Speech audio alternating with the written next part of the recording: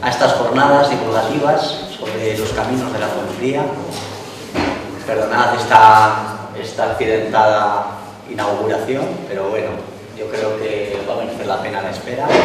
Nos va a hablar, está con nosotros, Jesús Rodríguez Morales, licenciado en Geografía e Historia por la Universidad Complutense de Madrid, es profesor agregado de bachillerato en la Universidad Antonio de Nebrija y es, sobre todo, ante todo, y por eso ha venido aquí, un especialista en calzadas, en caminos romanos. Se ha pateado muchas de ellas, tiene más de 100 publicaciones escritas sobre estos caminos, es un gran conocedor de la calzada de la Fuenfría y nos va a hablar de esta calzada, de su reconstrucción ideal en el itinerario que sigue.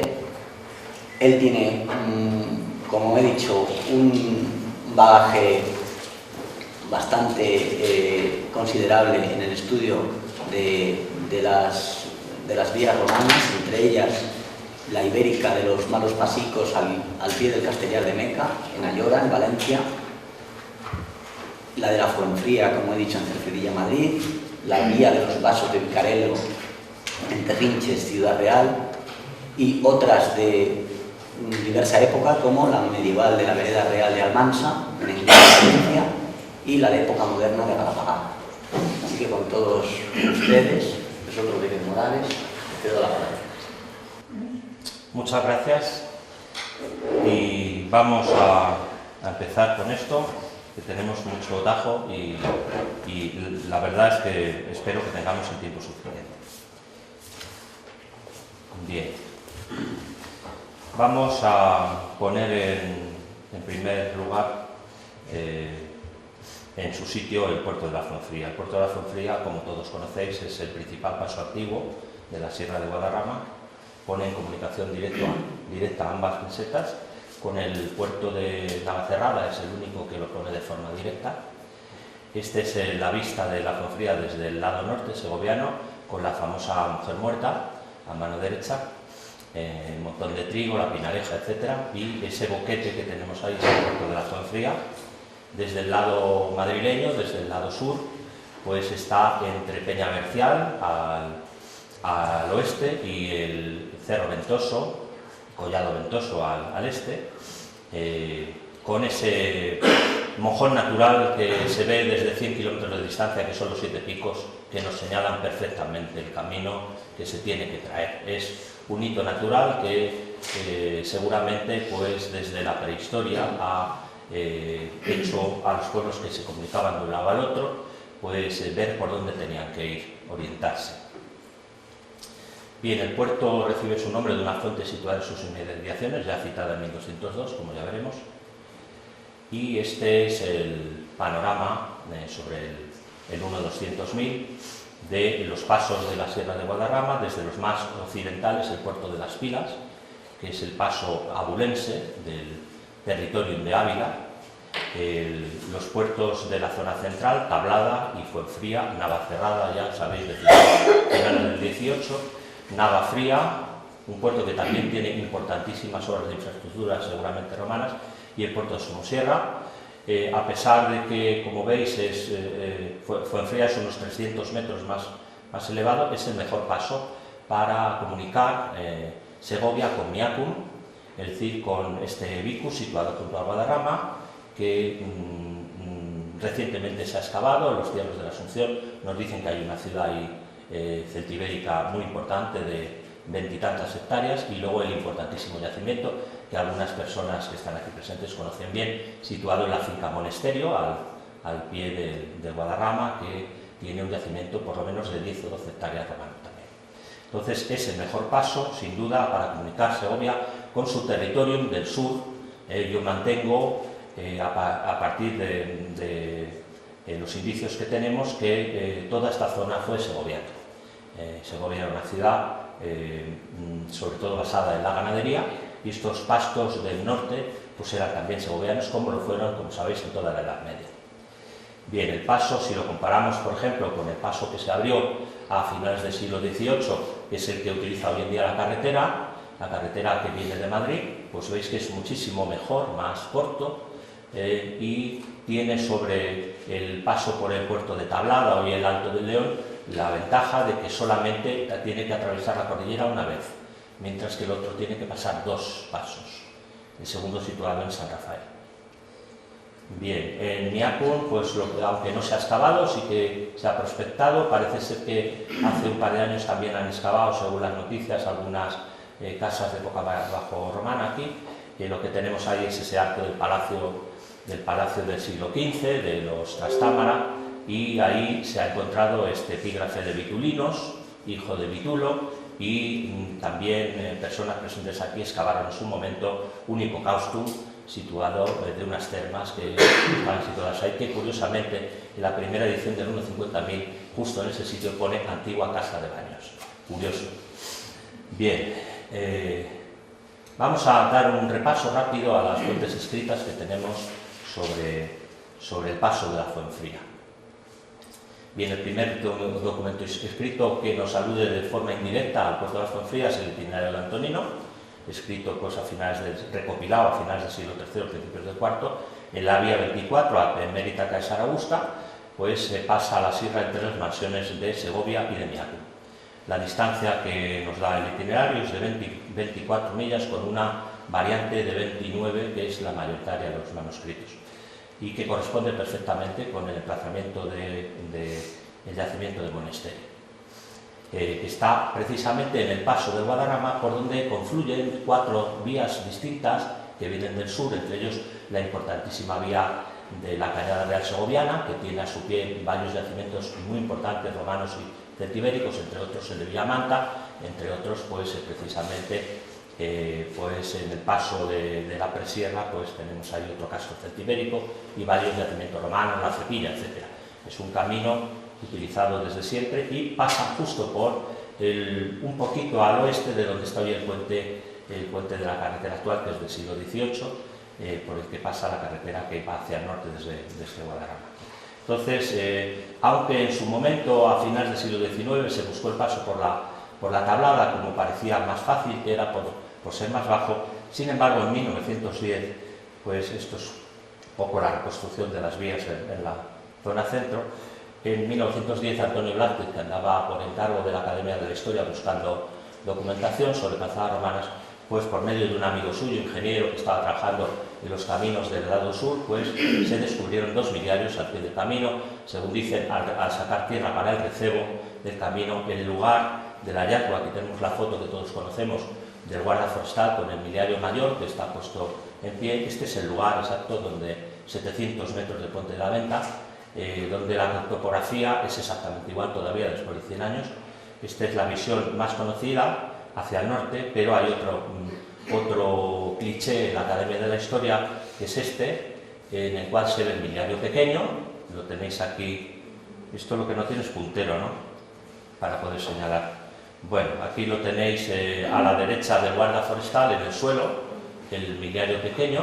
Veis que el lugar pues sigue siendo el mismo, es un boquete sacado efectuado al borde del camino para sacar tierra, para cebarlo, y este es el lugar de hallazgo de los miliarios, en un punto donde confluye el camino viejo a Segovia y la calzada que se tiene por romano ahora mismo, después de la última puesta en valor. Estos son los 2 miliarios. El uno está hoy en día cedido en el Museo Arqueológico Regional, es el de arriba, el de Maximino y Máximo, levantado por el gobernador provincial Quinto Decio, y que nos habla de una restauración de la calzada por su antigüedad, destruida por su antigüedad, pues fue restaurada en una fecha que estamos a mediados del siglo III. No es de extrañar que se reconstruyera por su antigüedad, porque es una calzada que por sus condiciones que son realmente horribles, geomorfológicas y climatológicas, pues ha tenido que ser reparada constantemente a lo largo de 2000 años. El otro miliario, que sigue en los depósitos del Museo Arqueológico Nacional, que estaba entero pero se rompió, se conoce en el traslado, este que tenemos a la derecha, solamente se puede leer las iniciales Nobilissimo Caesari y una P que yo creo que es de Principi in Juventutis, ¿no? Estaríamos pues en el siglo III, siglo IV también. Esto es una cosa muy normal, que en el mismo sitio se coloquen miliarios de distintos emperadores, porque a partir del siglo III realmente son honoríficos, no nos están marcando nada más que el honor al emperador que se atribuye a la restauración, aunque en algún caso no lo hiciera. Sí que se me olvida deciros que el miliario de la izquierda tiene un dato muy importante, que estamos a 17 millas de un lugar desconocido, pero que coincide perfectamente con Segovia por el camino, realmente por cualquiera de los caminos, pues va a coincidir en los 17 millas desde Segovia. Por tanto, todos creo que tenemos, lo consideramos igual, con la misma lectura. Bien, cuando se abrió el camino romano, las condiciones climatológicas eran mejores que las actuales. Estamos en el óptimo climático romano, con temperaturas aún superiores a las nuestras. Sin embargo, pues las condiciones de paso en invierno pues eran muy difíciles también, sobre todo la nieve y el problema del deshielo de la nieve. Cuando la primavera viene adelantada y hay días de mucho calor, se producen deshielos masivos que colocan masas enormes de agua en las laderas, y esto hace sufrir mucho la calzada. Por ello, pues se buscó, como siempre en los puertos romanos, el mejor trazado y se buscó la mejor exposición.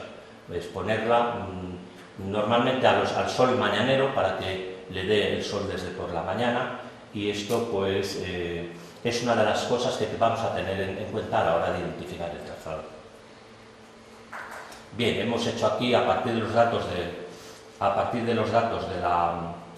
que nos da el Instituto, la Agencia Estatal de Meteorología, he hecho una reconstrucción de los días de nieve en el suelo.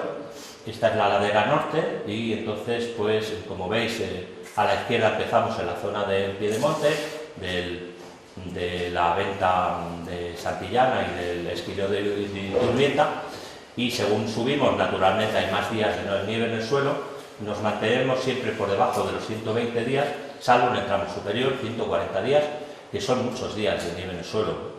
En la actualidad, por eso la calzada, como os digo, pues ha sido construida con unas condiciones en lo posible de durabilidad. En el lado sur es donde más se ve la diferencia de los trazados, puesto que de los tres trazados que se han tenido en cuenta, la llamada antiguamente calzada romana, que hoy creo que todos llamamos calzada borbónica, y la que se ha puesto en valor, que tenéis ahí en color azul, van por la Umbría y soportan pues 20 a 40 días más de nieve en el suelo. Es un trazado menos conveniente que el trazado rojo, que sería el del Camino Viejo a Segovia, que va casi todo el tiempo por la ladera soleada y por tanto es más fácil acceder por este lado. Bien, otra de las condiciones que hoy en día tenemos en cuenta es las condiciones de trazado, y aquí tenemos la pendiente en este caso tenemos considerada la llamada calzada romana, la que se ha puesto en valor, que tenemos en color morado abajo, que veis que se aparta mucho de la línea de pendiente óptima, y en el otro lado tenemos la pendiente de la calzada de la otra vertiente del Camino Viejo de Segovia, que como veis va muy pegada a la línea de pendiente uniforme. Esto es porque la calzada que hoy llamamos calzada romana, la que se ha puesto en valor, pues va todo el rato por el fondo del valle, y cuando ya no hay sitio se sube, se pega el reventón hacia arriba, y entonces por eso las pendientes son tan poco uniformes. Realmente la calzada borbónica, la calzada empedrada que todos conocemos, pues yo mantengo que es un arreglo realmente del anterior. Es un arreglo de los sitios peores, de los sitios que estaban en peor estado.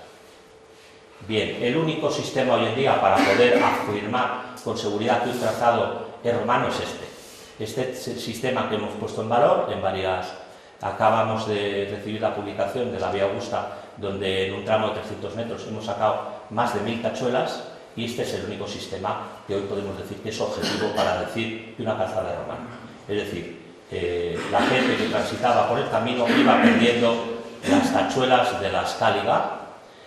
No solo los militares, porque toda la gente que tenía trabajos al aire libre, campesinos, muleteros, transportistas, utilizaban este calzado claveteado que servía para agarrarse mejor al suelo y también para que la suela no hubiera que cambiarla cada 6 meses. Se cambiaban las tachuelas, entonces se perdían constantemente. Es un elemento muy pequeño que queda en la capa de rodadura y que por su elevada densidad pasa a las capas inferiores, y entonces pues en Valencia, siguiendo siguiendo este método por indicación del territorial de José Luis de Madariaga, se ha aplicado en un tramo que han desmontado la vía Augusta y ha sacado más de 1000 tachuelas. Las tachuelas son inequívocamente romanas por esto que veis aquí, que es la decoración del interior de la tachuela, que en principio era, parece ser para mejorar el agarre a la suela, pero que también es una marca de fabricante. Bien, vamos a ver qué fuentes escritas tenemos. Vamos a pasar rápidamente por las fuentes escritas. El primer problema que tenemos es como si en época musulmana se pasaba la sierra por este puerto o no. Es el famoso balatome que tenemos en las fuentes medievales desde el siglo XI, desde la división esta famosa de los obispados, que aparece en las fuentes árabes, y que Hernández Jiménez identificó este balatome con un texto, Balatumait, un texto en el cual describe la llegada del califa Abderramán III. Dice que desde su desembarco en Algeciras hasta la frontera norte, pues iba parando, se le construyeron una serie de casas, de paradas, de posadas, y la última de ellas era esta Balatumait, ¿no? Este Balatumait sería Balatome, y el problema es si Balatome es la Fuenfría o es el puerto del Alto del León. Tenemos un indicio, que es el topónimo Gibraltar, que lo tenemos ahí también, que nuestro querido investigador de los molinos, que fue realmente el descubridor del último tramo de la calzada romana, Javier, pues mantiene que ese Gibraltar, Gebel Tarik, no es el monte de Tarik, sino es el monte del camino, que Tarik significa camino también, sería por tanto montes que nos marcan desde el punto de vista visual por dónde viene el camino. Ahí lo tenéis en amarillo, las marcas en amarillo son los dos Gibraltares que hay, uno que todos conocemos, que está al lado de Tres Picos, de lo que llamamos la Peñota, ¿no? La Peña Alta, y el otro que está en lo que llamamos hoy la Pinareja. Y lo conocemos por un documento del siglo XVIII, donde hacen un amojonamiento con vistas a la compra por el rey de esos terrenos, y nos hablan de la Mata Gibraltar y de los cerros de Gibraltar. Entonces, ese Gibraltar situado junto a la Fuenfría es un indicio también de que el camino de época islámica pudiera pasar por ahí. Aparte de que es más bajo, no tenemos ninguna prueba de que Balatumait sea el Alto del León, o bueno, el Alto de la Peña del Arcipreste, que está al lado, ¿no? Al contrario, tenemos un texto de mediados del siglo XIII, en la traducción en la primera crónica general del texto de Jiménez de Rada, que dice que el puerto que se llama ahora Balatome y que antes se llamaba Sierra del Dragón. La Sierra del Dragón, sin ninguna duda, es Siete Picos. El topónimo Sierra del Dragón lo tenemos también en la zona de Somosierra, también en un sitio muy parecido a Siete Picos, donde tenemos una especie de espinazo, que en la imaginación medieval podía ser Sierra del Dragón. Entonces, aquí, pues, aunque esto es una cosa discutible, pues tenemos la posibilidad de que en época islámica también haya una continuidad, es decir, no hay un abandono del puerto de la Fuenfría. Bien, los textos estos voy a pasar rápidamente porque todos los conocemos. La primera referencia es a doña Anderazo, viuda de don Gutiérrez Miguel, que recibió del rey permiso para dedicar las rentas de un molino a una alberguería que había hecho en la Fuenfría, in vía pública Fontis Frigidi, en la vía pública de la Fuenfría, y esta es la venta de la Fuenfría, que tenemos documentada, por tanto, desde principios del siglo XIII, y que estaría en funcionamiento ya desde finales del siglo XII, y que es una venta situada en la parte alta del camino, una venta muy necesaria en un puerto tan difícil como de atravesar, sobre todo en invierno. A finales del siglo XIII, pues también Alfonso XIII lo nombra al eximir de tributos a las ventas de la zona del Guadarrama. El famoso texto del Arcipreste de Ita, donde se pierde y se pierde del camino que iba a tomar a la Fuenfría y se desvía hacia el Alto del León. Aquí tenemos la interpretación de dónde se desvió, seguramente en la zona de la Carrera Blanca. Luego, en 1449, Enrique IV confirma una cédula de su padre Juan II, que para evitar el deterioro del canal del acueducto, que tenéis ahí en morado, es el A, pues dice que no autoriza el paso de carros por los caminos que lo atraviesan. Los caminos de los que habla son el carril que viene de Balsabín a la ciudad, el carril que de la Cidilla ciudad va a Santillán, el carril que de Telniego va a la sierra y el carril que viene de la Casa del Mueso y que llega a la Carrera Blanca. Serían esos 4 caminos que ponen en comunicación Segovia pues con el piedemonte de la sierra y con la propia sierra, porque uno de los caminos pues es precisamente nuestra calzada romana. Uno de ellos va a Balsaín, que ya existía en este momento, aunque pues todavía no existía la Casa Real que hizo Felipe II. Bien, en 1452 Enrique IV prohibió, mediante una cédula también, arrendar los montes de la ciudad, del común de la tierra de Segovia, y vedaba las cortas, hechas a menos de un tiro de ballesta, de los 3 caminos principales de Monte de Balsaín. Por tanto, aquí tenemos también delimitados otros 3 caminos, uno que va desde Cabezabueyes a la Fuente Fría, que es el que tenemos en amarillo, que va hasta el cruce de los Aleonardos y luego coge nuestra calzada romana, otro que va a dar desde encima de Santillán, de la venta y del pueblo de Santillán, de la iglesia que existía allá, hasta Navalpinganillo, que sería el que tenemos en morado, que sería la primera parte de la calzada romana y luego va hacia Navalpinganillo, y luego un tercer camino que va hacia la zona del puerto de Navacerrada, que no nos interesa.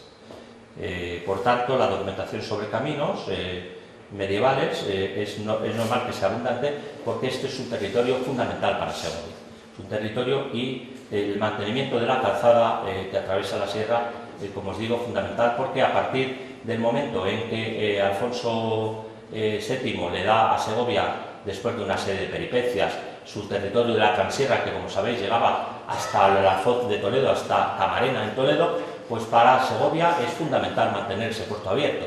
Los segovianos lo van a mantener abierto durante toda la Edad Media porque es fundamental para sus propósitos colonizadores del otro lado de la sierra, por tanto ha de estar siempre abierto. Esto seguramente es lo que ha permitido que el puerto siga abierto durante toda la Edad Media, los intereses segovianos. Bien, en 1523 Hernando Colón en su cosmografía lo nombra en 3 caminos, el uno el de Sotosalvos hasta Ocaña, que sigue en gran medida la calzada romana y nos habla de que se pasa por Santillán y por la venta de Dongotierra. Santillán es el lugar de Santillana y la venta de Santillana, y la venta de Dongotierra es la venta de la Fuenfría. Luego en otro párrafo dice que desde Segovia hasta Guadarrama hay 7 leguas dobladas quiere decir de mal camino, se va por 4 ventas, que son la de Santillana, la de la Fuenfría, la de Santa Catalina, que está en el otro lado, en el lado madrileño, en Cercedilla, y la venta de los Molinos. Eso serían las 4 ventas hasta Guadarrama. Y luego también el camino de Madrid-Segovia por Torrelodones y Guadarrama pasa por la Fuenfría, puesto que nos habla de Guadarrama, luego las 2,5 leguas ásperas, 1,5 algo mejor, después de pasar el puerto, y a Segovia 7 leguas. Esto es el mapa con estos caminos, el mapa de las fuentes de este momento, que es el momento en que tenemos más fuentes itinerarias, es decir, la primera mitad del siglo XVI. Tenemos 3 fuentes fundamentales: Hernando Colón, la cosmografía de Hernando Colón, el Villuga, el repertorio de Villuga, y también lo que nos dicen las relaciones topográficas de Felipe II, escritas en torno a 1575. Entonces, Colón nos dice que Cercedilla es lugar de 30 vecinos, que está en un valle hondo, al fin de una grande sierra nevada, que está en el Real de Manzanares, que es a lo que pertenecía, que es lugar de más cerca de la sierra hasta el fin del puerto de Fuenfrida. Y hasta Segovia hay 5 leguas de puertos y sierras muy grandes, que se llama este puerto de la Fuenfría. Partí de Cercedilla hasta Segovia, subí 1,5 leguas de subida, que se llama el puerto de la Fuenfría, y luego otro de bajada de grandes pinares y sierras, que son otras 1,5 leguas de bajada, y 1 legua postrera grande muy llana. 1 legua postrera grande quiere decir que, como la legua en general es medida de 1 hora de camino, pues se va mucho más rápido, y es 1 legua larga, que en vez de 5,5 kilómetros puede ser de 7, incluso de 8 kilómetros, que es la última legua llana que tenemos aproximadamente desde la venta santillana hasta Segovia. 8,25 de subida, 2,5 leguas de bajada, y una última legua muy grande de 7-8 kilómetros. Eso es efectivamente el mismo camino que estamos trayendo todo el tiempo. Asimismo aparece las 3 itinerarios de Villuga y Meneses, desde Segovia a Guadalupe, camino de las Buenas Posadas, Venta de Fuenfría, Venta de la Cruz y Guadarrama, esto es de norte a sur. La Venta de la Cruz es la de los Molinos. De Toledo a Segovia, Guadarrama, la Venta de la Cruz, la Venta de Fuenfría a Segovia, este es al contrario, de sur a norte, y del Segovia Real de Manzanares, tal. Bien, Santillana es la venta santillana, antigua venta, destruida en 1808, ya había un pueblo en 1247, Santillán. Yo creo que el topónimo viene, es un falso geotopónimo, vendría de Saltus Planus, Puerto Llano, Saltullán, y de ahí vendría Santillán. Es decir, porque desde el lado segoviano sin duda es un puerto muy accesible, es un puerto que se sube muy bien y correspondería a otros santillanas que tenemos en otros sitios de la península. La venta santillana en la exploración que hicimos la identificamos, sin duda, está pues a unos 300 metros al sureste del Esquiló de Turbieta y la tenemos señalada. Está todavía en pie las paredes, aunque rodeadas de vegetación, y fijaos qué curioso que tiene exactamente la misma orientación que la Venta de la Fuenfría. Está orientada aproximadamente hacia, la cabecera está hacia el noreste aproximadamente. Es más pequeña que la de la Fuenfría, pero claro, la de la Fuenfría es que sabemos que se amplió después de su incendio en el siglo XVII y que era mucho más pequeña. Y son ventas pensadas para tener 3 o 4 habitaciones y albergar pasajeros que normalmente se les hace de noche o se trata en el invierno de una travesía muy difícil.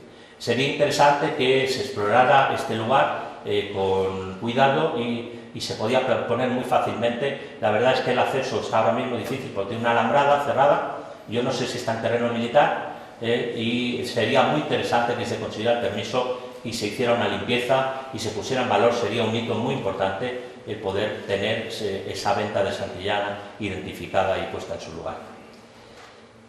Bien, en las relaciones Felipe II pues nos dicen un texto quizás más interesante sobre la Fuenfría. El lugar de Villanueva de la Cañada, que era Segaveano, Las de Espernada se llamaba entonces, nos dice que desde este lugar a Segovia hay 12 leguas, que en el medio está el puerto de la Fuenfría, donde se pasa mucho trabajo en tiempo de invierno por los grandes fríos y nieves y en tiempo de verano por los grandes calores. Seguramente no estaba por lo menos en el lado sur, no estaba tan poblado de árboles como está hoy en día el puerto de la Fuenfría. Bien, en el último tercio del siglo XVI comienza una serie de eventos climáticos que van a conducir a la llamada pequeña edad de hielo, que ya había empezado en el siglo XV, pero se recrudece mucho. Esto lo ha estudiado muy bien Teresa Bullón Mata, que es geógrafa, ha publicado varias veces, varias publicaciones, por ejemplo, estudiando los consumos de leña, de la venta de la Fuenfría, etcétera, y también episodios que conocemos de nevadas, de muertes debido a la nieve, etcétera, y nos dice que hay un fuerte reconocimiento del frío precisamente a partir de 1550-1560. Es el momento en que Felipe II consigue de Segovia que el bosque de Segovia, que estaba amojonado, se lo va a ceder y va a hacer su casa del bosque de Segovia, que así es como la llama él siempre, la casa del bosque de Segovia, que es el magnífico monumento hoy en día en estado de ruina lamentable y que da una pena enorme verlo, que es el Palacio de Balsaín. Este es el aspecto que tuvo en sus mejores momentos a partir de su construcción, que se produjo entre 1552 y 1565. En este momento, para Felipe II, el puerto de la Fuenfría se convirtió en primordial, porque es que tenía que pasarlo él. Y desgraciadamente la documentación que he manejado toda, mucha de ellos en el archivo de Simancas o en el de Palacio, nos dice que los reyes solo se ocupan de los caminos cuando son para ellos. Es decir, cuando son de su uso y su de interés, si no, les trae completamente sin cuidado el tema. Entonces esto es una cuestión primordial para Felipe II, porque él tiene que pasar y tiene que pasar con su mujer, que tiene que pasar con su mujer embarazada a un sitio donde él pasa larguísimas temporadas y donde nació su hija Isabel Clara Eugenia, en Balsaín. Entonces, en este momento, aunque hasta ahora no se ha tenido en cuenta, la documentación nos dice que la Fuenfría, Felipe II manda a hacer una enorme obra en el camino de acceso a la Fuenfría, que yo identifico con lo que hoy se ha puesto en valor como calzada romana. Es decir, esa calzada sería la de época de Felipe II, porque además tiene empedrados exactamente iguales que los de la Machota. No sé si conocéis la calzada romana de la Machota, que documentalmente sabemos que se construyó para llevar la piedra de la Alberquilla al Escorial. Es decir, se construyó en la segunda mitad del siglo XVI y son empedrados exactamente iguales que los que tenemos conservados en el tramo que coincide con este camino que se ha puesto en valor como romano, con el llamado Camino Smith. Ahí hay unos empedrados muy vistosos, muy bonitos, que son exactamente iguales. Entonces, la documentación no voy a abundar en ella porque me voy a quedar sin tiempo, si no, es decir, aquí la tenemos recogida y si hay una publicación y si no, yo colgaré el PowerPoint, lo colgaré para que podáis acceder a él, y no sé si lo estamos filmando también. Bueno, pues la documentación, otra cosa que manda hacer Felipe II es para no tener que posar en la venta pública, la Fonfría, él se manda a hacer una especie de venta particular, que es la llamada Casa Eraso, o Casarás, o convento de Casarás. También una hermosísima ruina que tenemos pues en la parte elevada del puerto. Esto se lo encargó también a Gaspar de Vega, lo eligió el sitio su secretario Eraso, y está pues aproximadamente a 1 kilómetro de la venta de la Fonfría. Bien, entonces, bueno, otra de las cosas que se preocupa Felipe II es de marcar, poner mojones solitos en las zonas de montaña que explican muchos de los caminos que llamamos con picos, propios de esta época. Aquí tenemos unos muy llamativos en la Puerto de la Paramera, pero los tenemos en muchos sitios de España. Estos mojones muy grandes, tienen más de 2 metros, y son para que cuando hay nieve no se pierda el camino, se sepa por dónde está el camino. Esto está en un puerto que es muy bajo, que es el de la Paramera, que sube solo a 1500 metros el máximo, pero que es un puerto donde hay que atravesar entre 1400 y 1500 metros más de 10 kilómetros, y que en el invierno era muy difícil de atravesar. Bien, entonces, bueno, tenemos en Simancas un montón de documentos donde nos dice que el rey manda arreglar o manda hacer el camino de la Fonfría. En algunos casos, por ejemplo, con 250 operarios, lo cual es una barbaridad. Es una cantidad enorme de trabajadores simplemente para una obra de limpieza. Es decir, aquí estamos haciendo un camino que yo creo que en gran parte nuevo. Es posible que siguiera una senda persistente, una senda que es más rápida que el camino romano, es una especie de atajo por el lado, y que por ejemplo para el verano podría ser bueno porque va por la Umbría, y esta es la parte donde va a trabajar Felipe II. No reitero los documentos, pero todos son iguales. Él manda cartas compulsivas a dos, por un lado al Ayuntamiento de Segovia, que es quien tiene que ocuparse del lado norte del camino, y por otro lado al Real de Manzanares, al Duque de Mendoza, que se tiene que hacer cargo del lado sur, y les da un documento para que obliguen a sus vasallos a trabajar en estos caminos, y a aportar carretas, a aportar mulas y lo necesario para trabajar. Lo que conservamos son 6 o 7 documentos, pero por las fechas repetidas yo creo que era una cosa repetida en el rey. Él está continuamente impulsando a que el camino se mantuviera. Por ejemplo, una cosa que dice siempre es que hay que desempedrar el camino, hay que quitar los de malos pasos, hay que echar tierra, rellenar con guijo, hay que arreglar el camino para que puedan subir los coches, las literas, las mulas sin peligro. Bien, y tenemos varios documentos que no voy a insistir en ellos, pero que son lo mismo. Siempre insisten los tropezones del camino, en arreglarlo, en allanarlo, en llenarlo de tal, en abrirlo, etc. Bien, fijaos que hay un montón de documentos sobre el mismo y son muy parecidos.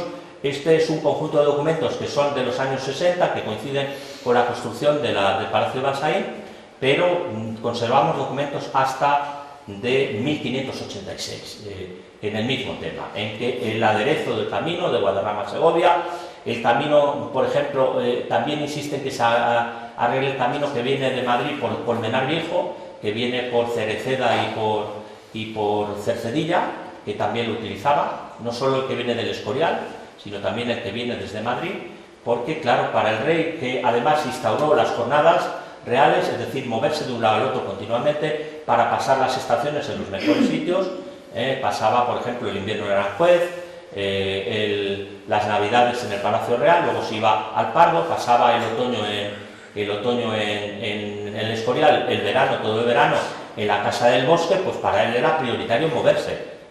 Esto explica también pues, los caminos que unen Madrid con el Escorial, que también son de la misma época de Felipe II, el famoso puente de Herrera sobre Guadarrama, etc. Todo se debe a lo mismo, al interés personal del rey en los caminos. Esta es la vista de detalle de Van der Wilgengaerde, del pintor este holandés que se trajo Felipe II para hacer vistas de lo que era el esplendor del Palacio de Versalles. Bien, ese mismo año de 1568, de la última carta de la primera remesa, pues se amojonaron los bosques de el Pinar y de Versalles para comprarlo el rey, para quedarse con ello, y se hizo, aunque se conocían perfectamente por dónde van los límites, porque había mojones segovianos, pues se volvió a deslindar. El documento lo tenemos en Patronato Real, en Simancas, y entonces nos hace un deslinde pues muy extenso y muy detallado. Lo más importante para nosotros es que dice que el deslinde viene todo el tiempo por el camino de la Zonfría, por el camino de la Zonfría todo el tiempo, salvo que dice que divide los términos del Pinar con los de Segovia, ¿no? Y dice que se ha de entender que todas las veces que llegaran el camino viejo por donde antes solía ir el deslindamiento por el dicho camino viejo. ¿Qué significa esto? Pues que el camino antiguo se había apartado del camino que se utilizaba en el siglo XVI en varios sitios. Se había apartado en varios sitios. Ese es el llamado camino viejo. Pero afortunadamente para nosotros nos dicen qué sitios se apartaba. Los sitios donde se apartaba es en el tramo que va desde 390 metros al sur del cruce del camino que viene de Versalles y durante 830 metros por el lado oeste del camino actual. Eso lo exploramos en su momento y vimos restos de caminos ahí. Ahí, por tanto, la calzada romana iría por ahí, por ese sitio, durante 830 metros. Sería interesante que se prospectara, que se pasara el detector también para ver si tenemos tacholas y se pudiera, pues, por lo menos señalizar que el camino romano iba por ese sitio. El otro sitio es en la Camorguilla, es decir, en la Camorquilla, al norte de la Camorca, esto por el lado este del camino, y por último en la bajada al arroyo Palomino, que es al sur de la Camorca y que es quizá el peor sitio de todo el camino porque estamos en un sitio de umbría en donde la nieve se acumula en el invierno y el paso es muy difícil, y he visto por las fotos que me han pasado pues que sigue acumulándose el agua y que se han hecho varias obras para que pase el agua por ahí porque se encharcaba totalmente. Bien, por tanto, cuando se amojonó por primera vez el bosque de Versalles, el camino que seguía el deslinde era el romano, y los tramos nuevos que se utilizaban a mediados del 16 eran fruto de reparaciones o retrazados posteriores. Entonces, ¿pero cuándo se amojonó Versalles? Pues afortunadamente tenemos un documento que nos da una fecha muy precisa. El 12 de junio de 1311, Fernando IV escribía al Concejo de Segovia exigiéndole que permitiera a los ganados de la Orden de Calatrava que siguieran pastando libremente en varios ejidos segovianos, entre los que estaba Versalles, que habían sido cerrados y acotados aprovechando su minoría de edad, sin pedir permiso. Y señaladamente en los hechos, es decir, el ejido de Versalles, donde se habían puesto la defensa de Versalles, es decir, la dehesa de Versalles, se habían puesto mojones ciertos. Por tanto, esos mojones que iban por el camino real están puestos entre 1295 y 1301. Esto nos hace pensar, con bastante verosimilitud, que en estos sitios que se aparta, el camino viejo es el romano. Es el romano que estaba amojonado ya a finales del siglo XIII. Y hemos de pensar que sería el camino romano. Bien, en 1592, pues Jean de Lermite, un texto muy famoso también, que está en internet, pues nos habla del paso de la Zonfría. Voy a ir rápidamente aquí. Pasos, sobre todo, insisto, en la nieve, en el invierno, etcétera, pero que ver que había dificultades para pasarlo en fechas tan tempranas como octubre y tan tardías como abril. Era difícil de pasar el puerto, entre otras cosas porque estamos en un episodio de la pequeña edad de hielo, es decir, con temperaturas muchas más bajas.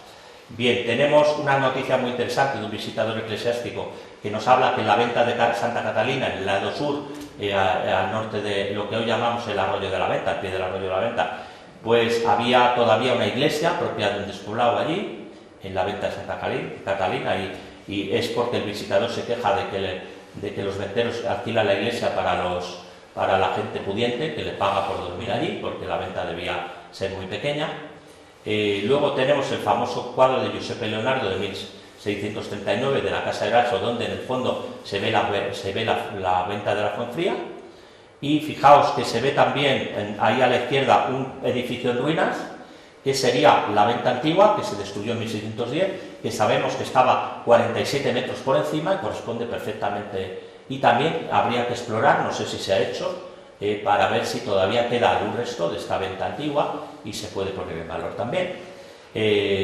Y lo que he descubierto también es que es muy posible que en la preparación del cuadro de Goya de la Nevada, de 1786, que sabemos documentalmente que fue a enseñarle el boceto al rey en el Escorial, pues en el boceto previo que está en el Museo Americano se ve una venta que hoy ha desaparecido del cuadro y que corresponde por la topografía y el efecto perfectamente podría ser la venta de la Fría, que la tenemos ahí en segundo término, yo creo que se ve, ¿no? Bien, bueno, más todos los textos que he recopilado pues insisten en que la tempestad hacía que la venta se quedase la gente atrapada, que había gente que moría al pasar el puerto, que es un puerto muy áspero e inaccesible, que con nieve es muy difícil de pasar, pues hay muchos. Por ejemplo, aquí tenemos un texto de 1615 donde nos escribe perfectamente cómo era el camino en ese momento, donde dice que una vez subida a la Azconfría, que era mucho más fácil por el lado norte, puesto que viene de Segovia, dice que la bajada era poco a poco por una angosta senda, muy difícil y muy peligrosa para bajar al lado sur. Era una zona muy peligrosa de pasar, el camino estaba en un estado lamentable.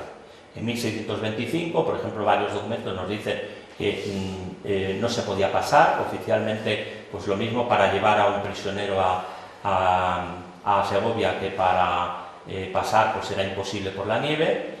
Este bastante desconocido pero interesantísimo, que nos dice que Felipe III estuvo a punto de morir al subir el puerto de la Fuenfría porque hubo un desprendimiento de tierra y gracias a que los vasallos le sujetaron el coche pues no se despeñó, y que Felipe IV siempre subía en mula porque tenía terror a subir y lo hacía en mula, que era mucho más fácil. Este texto se refiere a Felipe III, por tanto entre 1598 y 1656. Luego tenemos otro texto que nos dice, hablando de un asalto en la Fuenfría, es un texto sacado del archivo de Segovia, donde nos dice que unos ladrones que asaltaron a unos que iban con dinero subieron al puerto por caminos extraviados, es decir, que había atajos para subir al puerto, y curiosamente el camino que sube directamente del camino antiguo, de lo que llamamos hoy calzada romana, desde la pradera de las... desde donde está el antiguo que es abandonado el chalet este que hay ahí en la pradera, ¿cómo se llama? En la pradera de... Bueno, ¿el del Feo, a lo mejor? ¿El rancho del Feo, no? No, en el lado sur, estaba hablando del lado sur. Sí, en la pradera, ¿cómo se llama? ¿Qué?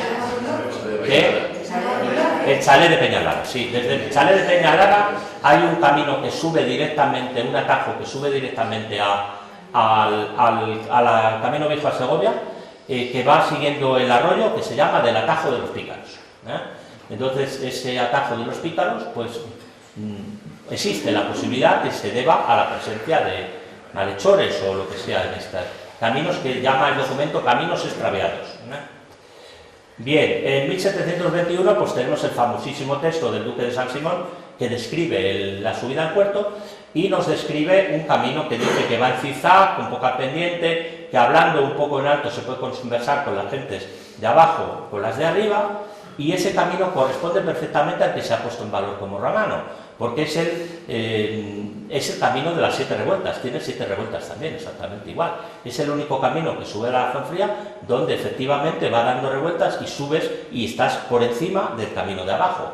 Entonces hemos de pensar que en 1721, antes del gran arreglo que viene a continuación, pues el camino por el que se subía es el que se ha puesto en valor, era este por el que se subía. Ese camino... en un texto posterior, que está unos capítulos posteriores en la obra de San Simón, nos da una noticia muy curiosa. Nos dice que el rey y la reina de España subían por ese camino y subían nada menos que con su gran carroza de 7 ventanillas. Subían con esto, por ahí. Y dice que de suerte que al pasar la montaña por el mismo camino, el cual él le iba cagado en una mula, y dice que no había ni 2 dedos de margen en muchos lugares entre el camino y el precipicio, y dice que lo que hacía el rey, que no tenía ningún miedo, era que cogía gente, me figuro que en la parte segoviana y en la parte madrileña, y iban con correas, las ataban al coche, y cuando el camino era estrecho los sostenían en vilo, el coche y lo iban pasando. Es decir, una cosa verdaderamente espectacular. Y esto porque el estado del camino era totalmente lamentable. El rey lo pasaba y le daba igual, pero hay un problema, que es que a partir de esta fecha justo van a comenzar por la construcción del Palacio de la Granja, y ya para subir esas columnas monolíticas, para subir todo el ajuar, lo que hoy llamamos el Tesoro del Delfín, etcétera, que se trajo desde Cartagena todo, eso era imposible subirlo por ahí. Entonces había que hacer un camino para subir, y ese camino es la calzada que hemos llamado muchos años romana, que hoy llamamos calzada borbónica. Y esa calzada sabemos que se hace a partir de 1722, primero porque la tipología corresponde perfectamente a las calzadas de este momento. Por ejemplo, lo que excavaron, yo no sé si fue la misma Sonia en Río Frío, es una calzada exactamente igual que las que se hacen en este momento. Y por otra cosa, que es que tenemos toda la documentación de su construcción en el Palacio Real, en el Archivo General de Palacio, en San Ildefonso, en el Archivo San Ildefonso. Entonces, ya en 1723 pide el primer secretario de Estado, lo que sería el primer ministro Márquez de Grimando, que Exisa tiene Segovia para mantener el puerto, para que se la den a él.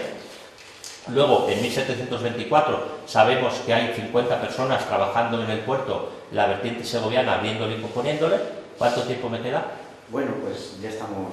No me digas. Pero vamos, que emplea un poco más. Sí. Está muy interesante. Bueno, tenemos hasta los jornales, Son menos 10. los pagos de jornales. ¿Y a qué hora empezamos? A las 10 minutos, yo creo. Joder, como... Nada, 5 minutos Bien. más. Bueno, pues entonces pasamos esto. Yo creo que esto está ya totalmente demostrado que es así, porque ya os digo, tenemos hasta los recibos firmados de todo esto. Bueno, luego hay dos textos de mediados donde nos dice que el camino se abrió nuevo este es el texto de la geografía histórica de Pedro Murillo, que se abrió un camino nuevo para los coches para San Ildefonso, y este otro de 1757, que se dice que se hizo un célebre camino para mitigar la aspereza, para subir. Bueno, ese camino estaba totalmente deteriorado ya 30 años después, entonces se hizo una enorme obra entre 1770 y 1777 por orden de Carlos III, que es el que le dio el aspecto actual al puerto. Y bueno, hay textos incluso donde de broma hablan de un despeñamiento, de cómo se caían los carros, de que la gente iba a ver cómo se caían allí a la Fuenfría, a divertirse viendo pasar las carrozas y las peripecias que pasaban. Y bueno, pues en 1778, después de un último intento de arreglarlo, que consistió en lo último que se hizo, que es abrir el boquete del puerto, el último trozo, que es el que no está empedrado porque se voló todo el final del puerto para hacerlo más bajo, pues ya se abandona y se deja y se va al puerto de Navacerrada. Esta es la culminación. Bien, ahora rápidamente vamos a ver los restos del camino antiguo. Estos los conocéis bien, los del lago segoviano, que son los que se han puesto al valor. Estas son las excavaciones donde se ve el áger de la calzada. Se ve perfectamente porque al ser de materiales sueltos el agua no se retiene. Bien, la venta de Esquileo, la venta santillana, el mapa este del Bizán, donde se ve que la venta santillana está al lado norte del camino y pegada a él. De Verzuela, sí, que está aquí, tenemos interpretado el mapa. Bien, lo que encontramos, porque estaba yo presente cuando Isaac lo encontró, fuimos buscándolo y efectivamente se encontró todo el camino, y que es el que se ha puesto en valor, con obras muy importantes de infraestructura. Aquí el problema es dilucidar qué es lo que es medial, qué es lo que es de los arreglos de Felipe II, qué es lo que es de los arreglos borbónicos. Es muy complicado, ¿no? Esto tipológicamente es difícil de ver. Entonces, bueno, estos son pues algunos aspectos del camino. Fijaos, por ejemplo, esta foto es espectacular, porque en esta foto se ve desde Cabezagatos cómo se ha desmontado toda la ladera, cómo se ha desmontado con una pendiente exactamente uniforme, y esta encima está en curva, es decir, no se puede ver desde abajo hasta arriba. Esto se ha hecho con topografía para poder desmontar. Esto es la subida a los Aleonardos, bien, esto es tal como está hoy en día. Bien, esto es el mapa. Toda esta zona ya está muy afectada por los arreglos borbónicos. Tenemos los muros de contención en un lado, luego lo que yo llamo desempedrar y echar piedra afuera, lo que hace cordones laterales en el lado de fuera, desmontes muy importantes, y luego pues la venta, lo alto del puerto, luego el problema de la bajada del otro lado con las 3 calzadas que hay. Y bueno, os voy a enseñar rápidamente. Esto es la llegada al puerto de la Fuenfría del camino que se ha puesto en valor antes de que se pudiera el valor, cuando lo encontramos junto con Javier Rivas, lo exploramos y lo encontramos, aunque luego pues todo eso ha desaparecido de los informes y tal, todo eso no existe, es como si lo hubieran encontrado todo ellos. Pero lo publicamos incluso antes y está encontrado y se ve perfectamente. Es decir, se ve. Lo increíble es que no se hubiera visto antes esto, porque llega entre la calzada borbónica y la carretera de la República y se ve perfectamente. Aquí esto es como lo han puesto. Y fijaos, en la foto aérea de 1970, donde el pinar estaba mucho menos crecido, se ve perfectamente el camino. No se ve, veis ahí la doble curva, veis aquí abajo a la derecha. ¿Veis esa curva? Incluso se ve que hay 2 caminos. Es que hay 2. Uno sería el romano y otro el de época de Felipe II. El romano va un poquito más arriba, está muy perdido y fijaos que se ve perfectamente. Pues no nos habíamos dado cuenta de esto. Bien, este es el camino. Según baja el camino, ahí estamos todos de acuerdo, va junto hasta el entronque al paso de la calzada borbónica. Aquí ha puesto un cartel. Y ahí excavé yo en el año 2004, excavé y saqué las 2 calzadas, la de Felipe II y la romana, una encima de la otra, y conservadas perfectamente porque estaban preservadas, porque habían echado todo el talud, todo lo que habían sacado del boquete por el que va la borbónica, lo habían echado encima. Entonces, fijaos que aquí se conserva capa de rodadura y se conserva la cimentación de piedra. Perfectamente. Ahí está, es el único sitio donde se ha excavado y ha salido de verdad las calzadas, donde se pueden ver. Y son calzadas hechas pues como tienen que ser, base de piedra y capa de rodadura de arena, para que se puedan circular los carros, si no es imposible. Bien, luego a partir de aquí, vamos a ver.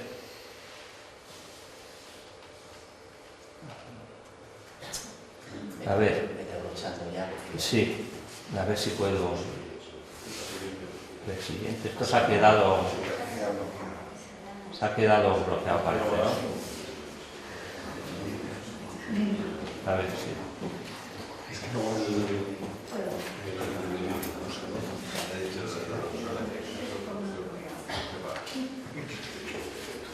Mirad, esto es el corte de la calzada, de la excavación. Pues esto es la última calzada, la última capa de rodadura. Un derrumbe seguramente natural y luego la calzada romana abajo. Esto es nada más pasar esto. Esto, por ejemplo, que vemos, aquí hay un empedrado. Pues no es un empedrado. Esto no es un empedrado concertado. Esto es la base de la calzada, una vez desaparecida todas las capas de rodadura, queda la piedra que se ha colocado, como se coloca siempre, dejando huecos para que el agua filtre, y se ha circulado sobre la piedra. Está pues del paso, pero esto no es que sea un empedrado, esto es la base de la calzada. Bien, esto, bueno, os voy a enseñar algunos aspectos. Lo que hay en el Camino Viejo a Segovia es un obrón impresionante, un obrón, pero claro, en un estado lamentable, de 2000 años de uso. Por ejemplo, en Roncesvalles, que hemos participado en el proyecto de puesta en valor de la calzada romana, pues estos son los dibujos de cómo el camino original desaparece y al final se acaba circulando por un estrecho sendero para mulas de 1 metro, que circulamos pues a lo mejor 5 metros por debajo del nivel de la calzada romana, porque es que además todos los arroyos aprovechan el boquete para llevar el agua. Estos son diversos dibujos de esta gente de Roncesvalles. Bien, vamos rápidamente. Hay unos, por ejemplo, unas trincheras impresionantes.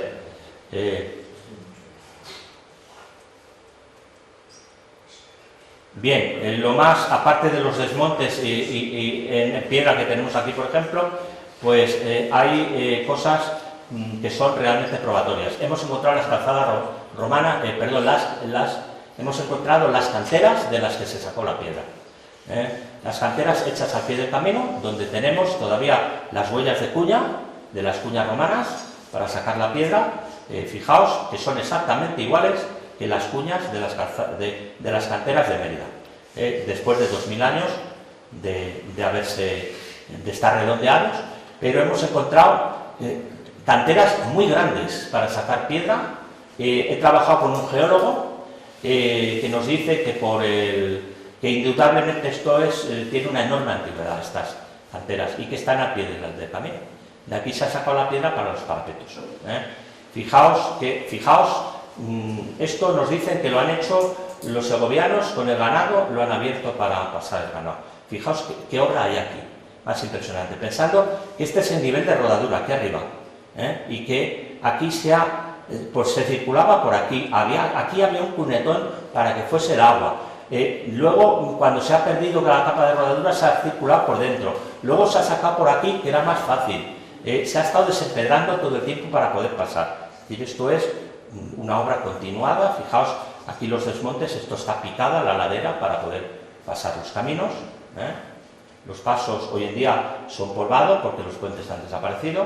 Totalmente hay, por ejemplo, sitios donde es una carretera, pero situada a 1600 metros de altura en una ladera que no va a ningún sitio. Fijaos que tiene una anchura de 6 metros con los desmontes y que en las zonas donde la topografía lo permite está perfectamente conservada. Bien, y aquí realizamos una excavación en este camino y fijaos lo que salió ahí.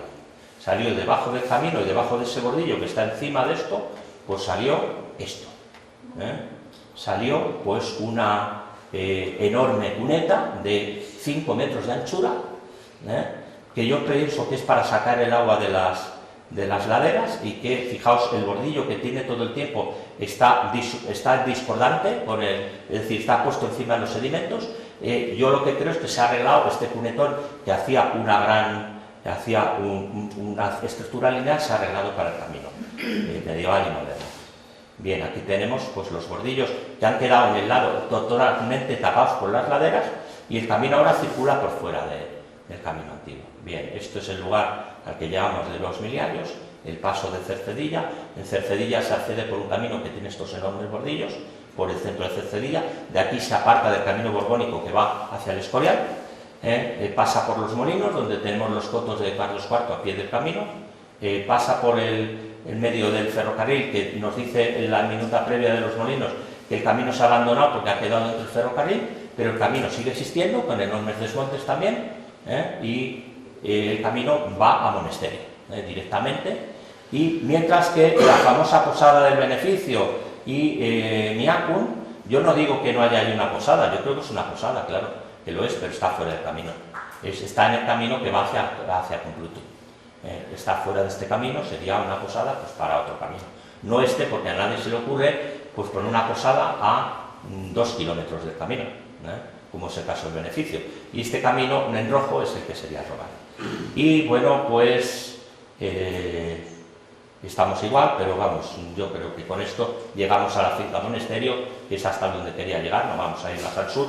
Y en este rápido, espero que esclarecedor recorrido, pues eso cuenta un poco mi punto de vista sobre la calzada de la Fuenfría. Y muchísimas gracias por estar aquí.